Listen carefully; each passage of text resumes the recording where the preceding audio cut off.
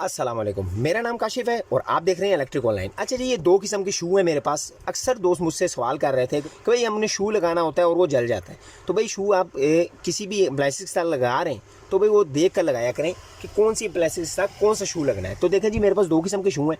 अगर आप heavy plastic के साथ मोटर वगैरह फ्रिज वगैरह के साथ ऐसा शू लगा देंगे तो वो लाजमी चलेगा। तो भाई उसके लिए आपने लगाना है ये शू।